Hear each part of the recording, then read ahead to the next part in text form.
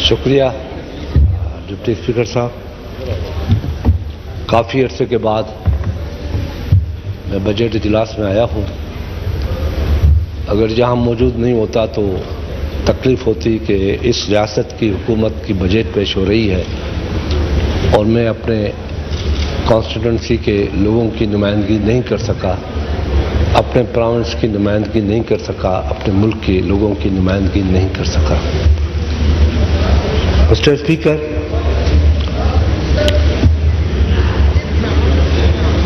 میری کوشش ہوگی کہ میں اس بجٹ پہ ہی رہوں، جو تلخیاں ہیں ان کی باتیں یہاں آج نہ کروں۔ وقت پڑا ہے، کافی عرصے آنے کے بعد بہت بڑی تبدیلی نظر آئی۔ 3 فنانس منسٹر چینج ہوئے، جو ابھی فنانس منسٹر ہے وہ بھی ہمارے دوست رہے ہیں اور ہیں بھی، اور یہ امید تھی کہ ان کے ہوتے ہوئے یہ بجٹ ٹیکس فری بجٹ ہوگا، مگر بجٹ کے اندر تقریباً میرے خیال میں 1100-1200 بلین کی ٹیکس لگی ہے۔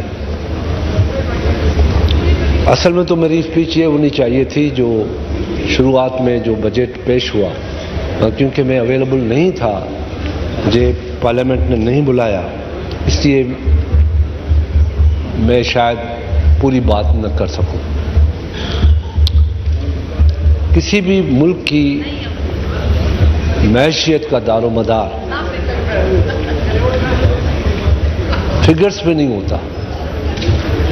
جی ڈی پی گروتھ کتنی ہے، ایگریکلچر گروتھ کتنی ہے، ہمارے ریزرو کتنے ہیں، یہ باتیں کہنے کی ضرور ہوتی ہے، مگر حقیقتاً دیکھا جاتا ہے کہ لوگوں کے پیٹ کے اندر روٹی کتنی ریزرو ہے، ان کا پیٹ بھرا ہوا ہے یا نہیں بھرا ہوا ہے، وہ بھوکے سوتے ہیں یا ان کے پیٹ بھرے ہوئے ہوتے ہیں، یا مائیں برتن کھٹکھٹا کے بچوں کو سلاتی ہے کہ کھانا تیار ہو رہا ہے۔ یہ اصل میں معیشت کی نشانی ہوتی ہے کہ ملک کے عوام کی خوشحالی معیشت کی بہتری کی نشاندہی ہوتی ہے، مگر یہاں پہ میں نے دیکھا اور دکھ بھی ہوا، تکلیف بھی ہوئی، کیونکہ میں نے 30-32 سال سے اس پارلیمنٹ کو دیکھا ہے، بڑی بڑی تلخ باتیں ہوئیں مگر ہاتھا پائی نہیں ہوئی۔ یہاں میں نے گالیاں سنی ٹی وی پہ، جو مائیں بہنیں ہماری سب کی مائیں بہنیں ہوتی ہیں، چاہے اپوزیشن ہو چاہے گورنمنٹ ہو، وہ یکساں ہوتی ہیں، وہ گالیاں سنی۔ ان غریب ماؤں بہنوں نے کیا قصور کیا تھا جو اس بڑے ایوان میں، جس کی میں تعریف کرتے کرتے نہیں رکتا، ہمیشہ پارلیمنٹ کی سپرمیسی کی بات کرتا آیا ہوں کہ یہ پارلیمنٹ ہے تو یہ ملک ہے، یہ پارلیمنٹ نہیں ہے تو آپ تصور بھی نہیں کریں کہ ہم زندہ رہ سکتے ہیں، کیونکہ یہ نمائندہ اب وہ دور نہیں ہے، مارشلاؤں کا دور نہیں ہے۔ اب دنیا بہت آگے جا رہی ہے، بڑی اسپیڈ سے آگے جا رہی ہے، بڑی تیزی کے ساتھ آگے جا رہی ہے، اور ہم پیچھے پیچھے ہوتے جا رہے ہیں۔ ہمیں بہت سے میڈیا جو ٹاکس ہوتی ہے اس میں باتیں ہوئی کہ پاکستان گرے لسٹ سے نہیں نکلا۔ میں نے دیکھا کہ لوگوں نے خوشی کی بات کی، مجھے تکلیف ہوئی کہ کیوں نہیں ہم گرے لسٹ سے نکل سکتے۔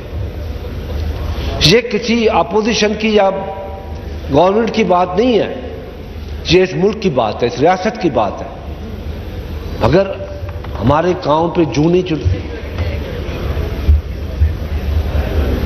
ہم ہر نیگیٹو بات کو پازیٹو سمجھتے ہیں، ہر پازیٹو بات کو نیگیٹو سمجھتے ہیں۔ مسٹر اسپیکر، اس ملک کی سب سے بدقسمتی یہ ہے کہ اپنے ملک میں ہم نے تعلیمی اداروں کو وہ فروغ نہیں دیا جو اس ملک کی ریاست کے حکومت کا فرض تھا۔ میں آج یہ بتانا چاہتا ہوں کہ آج بھی ملک کی جی ڈی پی، جو ٹوٹل جی ڈی پی ہے ایجوکیشن کی، وہ 1.79 ہے۔ 96 میں آپ کتاب نکال کے دیکھ لیں، جو رپورٹ ہے ہماری، 96 میں ہم 2.76 تک لے گئے تھے، 2.56 تک اس بجٹ کو۔ آج بجٹ وہ جی ڈی پی ایجوکیشن کا گرتا آ رہا ہے۔ ہیلتھ کا بجٹ بڑے دعوے کرتے ہیں ہم، گرتا آ رہا ہے۔ غریب کی طاقت سے دوائیں خریدنا، اپنے آپ کو صحت یاب بنانا بہت مشکل ہو چکا ہے۔ یہ کارڈ بانٹنے سے کچھ نہیں ہوتا۔ آپ کارڈ بانٹنے کا بہت بڑا اسکینڈل آئے گا آپ کے سامنے، میں آج کہہ رہا ہوں اس ایوان میں، کیونکہ جو کام چل رہا ہے وہ ہاسپٹل اور بندے کے درمیان چل رہا ہے، اور یہ اسکینڈل آئے گا۔ دوائیں 100 سے 400 گنا 500 گنا مہنگی ہو گئی ہے، غریب کہاں سے لے سکتا ہے؟ اور میں خدا کی قسم بغیر کسی مشابہت کے یہ کہتا ہوں کہ ہیلتھ فیسلٹیز میں سندھ کو لاکھ لاکھ سلام ہے۔ جناب اسپیکر، فاٹا ہو، گلگت بلتستان ہو، کشمیر ہو، افغانستان ہو، سندھ کے اسپتالوں میں آتے ہیں جہاں پہ 20 لاکھ کا آپریشن ہوتا ہے، وہاں فری میں آپریشن ہوتا ہے۔ جہاں 50 لاکھ کا انسٹرومنٹ ہوتا ہے دل کے لیے، وہ 50 لاکھ کا انسٹرومنٹ فری میں لگایا جاتا ہے غریب آدمی کو۔ جگر کی بیماری کا جہاں پہ 70 لاکھ روپیہ خرچہ ہے، وہاں فری میں ہو رہا ہے۔ دوائیں فری میں مل رہی ہیں۔ کارڈیو پیشنٹ سے پوچھا نہیں جاتا کہ تم کہاں سے آئے ہو۔ یہ تو اپنی جگہ پہ باتیں ہیں، یہ میرا حق بنتا ہے کہ تعریف کروں۔ کہیں کہیں ریاست کے کسی حصے میں جو اچھا کام ہوتا ہے وہ بات کروں، مگر سب سے تکلیف دہ بات یہ ہے، انفارچونیٹ اس میں ہم بھی ذمہ دار ہیں۔ صرف یہ آج کی حکومت نہیں ہے، ہم بھی ذمہ دار ہیں، مگر جو آج بیٹھا ہے اس کی ذمہ داری زیادہ ہوتی ہے۔ ہم نے نہیں کیا، غلط کیا، کیا صحیح کیا۔ آج یہ نہیں کر رہے تو یہ غلط کر رہے ہیں۔ اس ملک کا سب سے بڑا پرابلم جو ہے، جو ایٹم بم ہے، یہ نیوکلر پاور جو کہتے ہیں نا کہ چھینا جائے گا، یہ کیا جائے گا، فلانا ہوگا فلانا ہوگا، یہ کچھ نہیں ہے۔ ایٹم پاور تو آپ بنا رہے ہیں اپنے ملک کو۔ جو پاپولیشن گروتھ ہو رہی ہے، پاپولیشن گروتھ مسٹر اسپیکر 96 میں 11 لاکھ تھی، 11 کروڑ تھی، آج 22 کروڑ ہے، اور 2030 میں یہ 30 کروڑ ہوگی۔ کیا میں آنریبل فنانس منسٹر سے پوچھتا ہوں کہ اس پہ بھی سوچا ہے کہ ان کا فوڈ باسکٹ کا کیا ہوگا، اسپتالوں کا کیا ہوگا، دواؤں کا کیا ہوگا، ایجوکیشن کا کیا ہوگا؟ ہماری زمین کم ہوتی جا رہی ہے، ہماری زمین کم ہوتی جا رہی ہے اور پاپولیشن بڑھتی جا رہی ہے، ملٹیپل پاپولیشن ہوتی جا رہی ہے۔ اس پہ ہمیں سوچنا نہیں، اس پہ سوچنا چاہیے کہ کون سے انسینٹیو دیں کہ پاپولیشن کم ہو، کون سے انسینٹیو دیں۔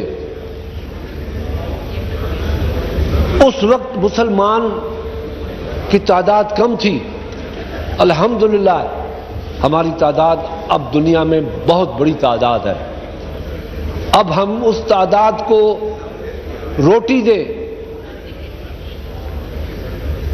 کل ایک چیز سے جان چھڑائیں، کل دوسری چیز میں پھنسیں گے۔ ماننے میں یہ آتا ہے کہ مجھے جواب ملے گا کہ یہ پروموشن سبجیکٹ ہے، جیسے कोरोना प्रोविडेंट सब्जेक्ट नहीं था, हेल्थ से ताल्लुक है मगर प्रोविडेंशियल सब्जेक्ट नहीं था। पॉपुलेशन को भी फेडरल गवर्नमेंट अपने कंधों पे उठाए, क्योंकि ये रियासत का मसला है।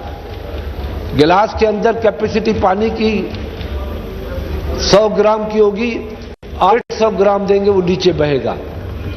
क्राइम इतना बढ़ेगा क्योंकि महंगाई इंतहा को पहुंच चुकी है।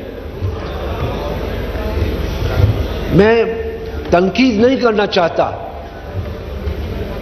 आपने गरीब आदमी की ख्वाहिशों को कुचल दिया है। वो 1 तोला सोना लेते थे, उस पर भी आपने टैक्स लगा दिया। चांदी देना चाहता थे, वो उसको टैक्स लगा दिया।